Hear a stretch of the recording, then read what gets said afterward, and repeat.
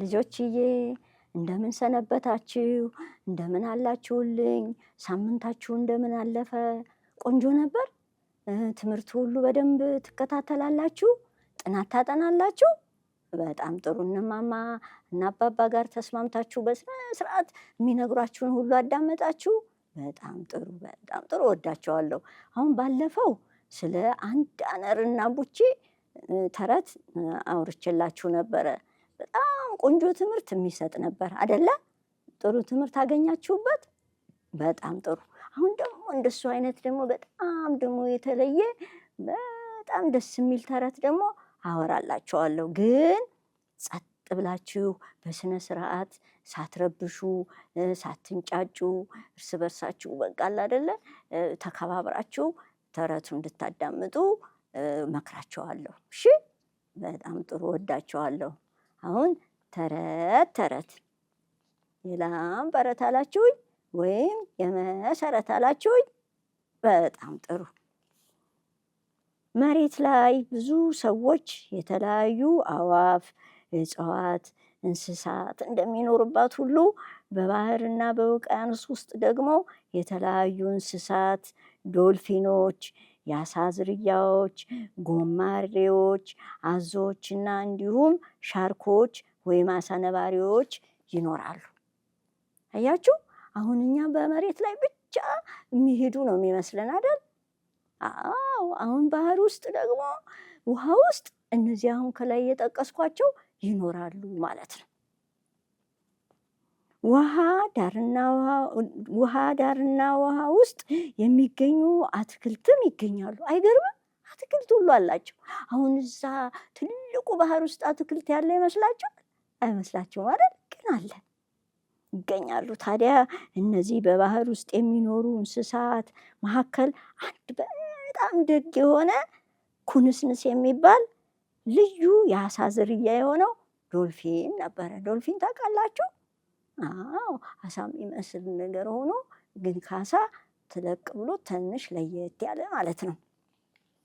ኩንስንስ ብቻውን በሆነ ሰዓት ከሚኖርበት ባህር ወደብ እየሄደ ሰዎች መልቃቸውን ከባህር ላይ ጥለው ከመርከብ ላይ እቃ ሲጭኑና ሲያራግፉ ራሳቸው ሲወጡና ሲወርዱ እየተመለከተ እኔ መሬት ላይ መኖር ብችል ኖሮ ደስ ይለኝ ነበር፣ በጣም ታድለዋል፣ ማዕበል የሚባል ነገር የለ፣ ሁሉ ነገር የለ እያለ ይቀና ነበር። አሁን መርከብ ታውቃላችሁ? መርከብ በቃ አሁን ከላይ እንዳልኩት እቃ ሁሉ ያጓጉዛል፣ ሰው ሁሉ ይጓጓዝበታል።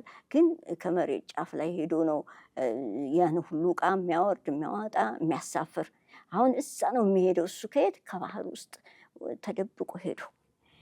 ከዕለታት አንድ ቀን ኩንስንስ እንደለመደው ከመርከብ ስር ሆኖ ሁሉንም ነገር በመመልከት ላይ እንዳለ አንድ ሰው ከመርከቡ ላይ ሆኖ ዶልፊኑ ስር መኖሩን ሳይመለከት የታሸገ ምግብ ከበላ በኋላ ቆርቆሮውን ወርውሮ ኩንስንስን ፈነከተው።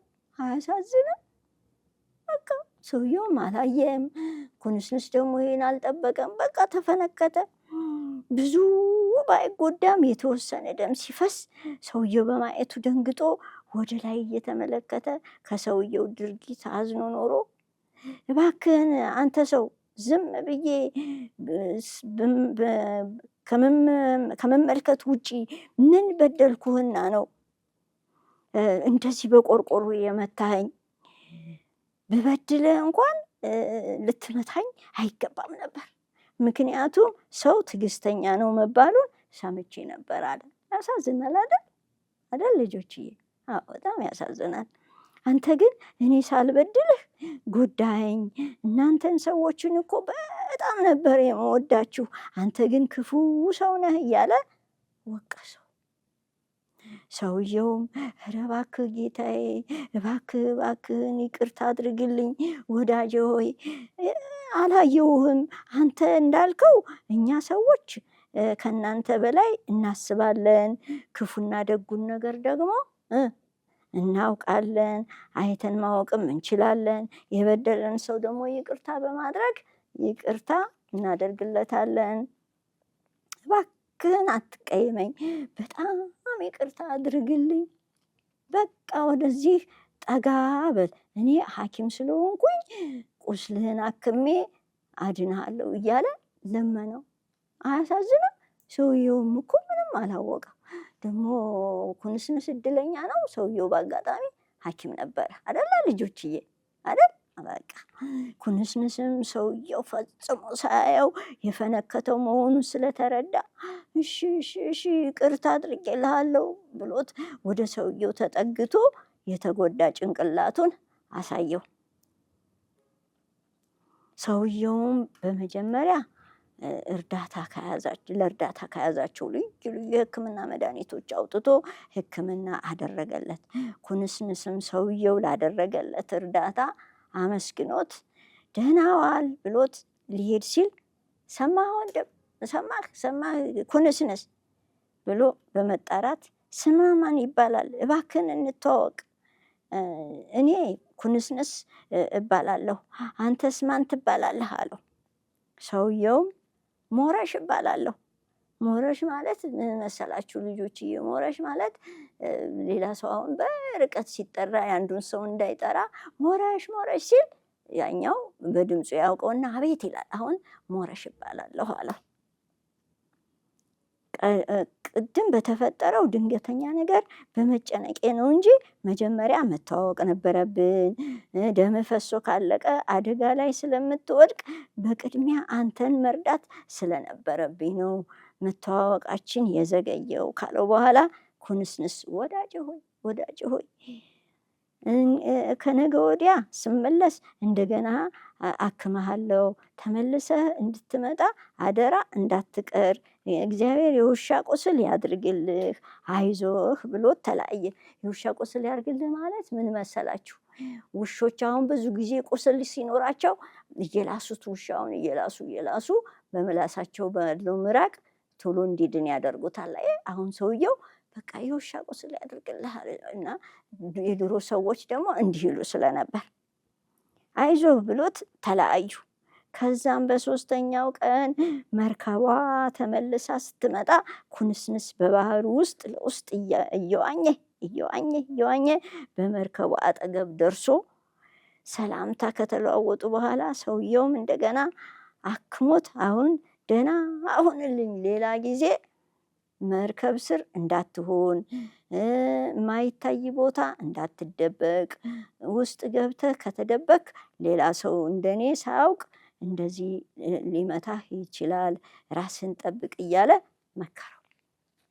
አሁን እዚህ ውስጥ ትምህርት የያዛችሁ አይደለም? በቃ አዎ፣ እርስ በርስ ተነጋገራችሁ፣ የተናገርነውን ሁሉ አወቃችሁት፣ የነገርኳችሁን ተረት በጣም ጥሩ። ኩንስንስም ሞረሽ ካካፈለው ምክርና ካደረገለት እርዳታ አመስግኖ በሌላ በኩል የሚያሳዝነኝ አንድ ነገር ስላለ እባክህን ፈቃደኛ ከሆንክ አዳምጠኝ አለ። ማንን?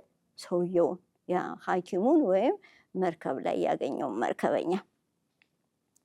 ሞረሽም እሺ በማለት በጥሞና ማዳመጥ ጀመረ።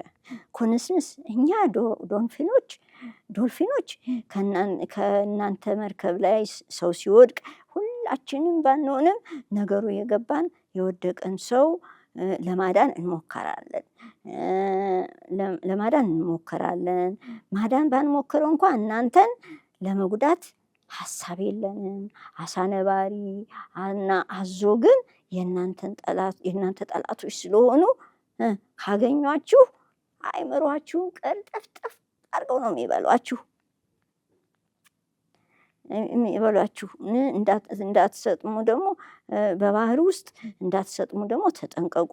እናንተ ደግሞ የእኛን መኖሪያ እየመጣችሁ ብዙ ጎጂ ንጥረ ነገሮች፣ ቆሻሻዎች እና ቆርቆሮዎች አትጣሉብን።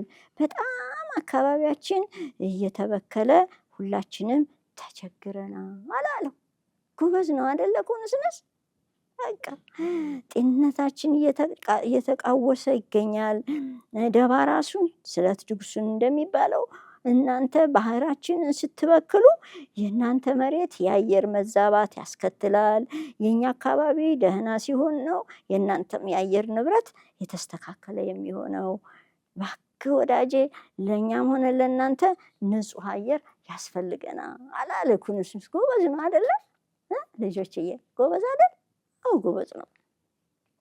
መሬታችሁም ቢሆን ብዙ ሰብል የምታስገኝላችሁ የአየር ንብረቷ እንደ ድሮ ንጹህ ከሆነላት ነው አለ። ሰውየውም በብልሁ ዶልፊን አነጋገር ልቡ ተነካ።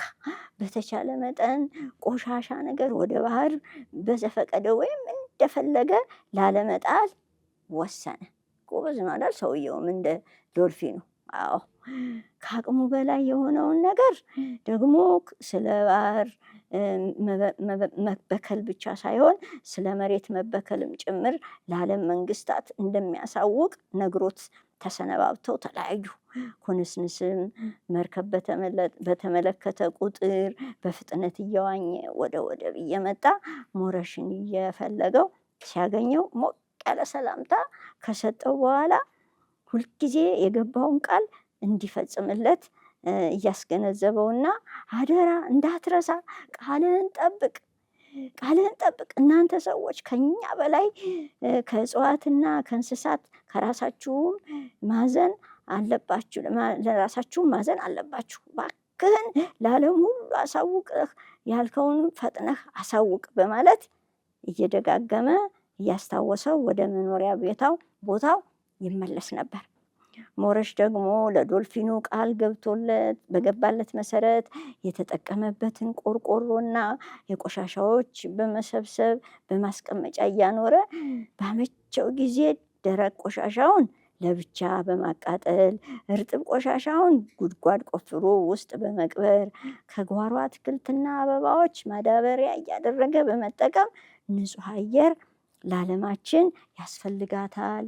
ሁላችንም እንደዚህ እያደረግን ቆሻሻውን በማስወገድ እንንከባከባት በማለት ለሰዎች ይነግራቸውና ያስተምራቸው ነበር ይባላል። ልጆችዬ አሁን እዚህ ላይ ምንድን ነው የተማራችሁት? ቆንጆ ነው አይደለ? በጣም ጥሩ። አሁን የዶልፊንና የሰውየው ግንኙነት ቆንጆ ነበር አይደል? በቃ ለልጆቹ ደግሞ ይሄን ታስተምራላችሁ። እናንተም ደግሞ ንጽህናችሁን ትጠብቃላችሁ። ጎበዝ ልጆች ትሆናላችሁ። በጣም ጥሩ፣ በጣም ጥሩ። በሚቀጥለው ደግሞ ቆንጆ ተረት ነው ማወራላችሁ። አሁን ደግሞ ይሄን የሚመለከት እንደዛው እንደተለመደው ግጥም የሚወዱ ልጆች አሉ። ለመግጠም ለወደፊቱ ትልልቆች ሲሆኑ ግጥም መጽሐፍ የሚጽፉ ልጆች ስላሉ ለእነሱ ደግሞ አነብላቸዋለሁ። የሰዎች፣ የእንስሳት፣ የእጽዋት መኖሪያ የመሬት፣ የባህር፣ የውቅያኖስ ዙሪያ ለጤንነታችን አይኑር ተበክሎ ጥንት እንደነበረው ይገኝ ጽድት ብሎ። ልጆችዬ በዚህ ተረት ጥሩ ነገር ተምራችኋል። የሚቀጥለው ሳምንት ደግሞ በጣም ደግሞ ቆንጆ ተረት የሆነ ደግሞ አወራላችኋለሁ፣ አምጥቼ አነብላችኋለሁ። ይህን ደግሞ በጥሩ ሁኔታ ተግባራዊ ታደርጉታላችሁ። በጣም ነው የምወዳችሁ ልጆችዬ። ደህና ሁኑልኝ፣ ደህና ሁኑልኝ። እስከምንገናኝ ድረስ ደህና ሁኑ። እወዳችኋለሁ።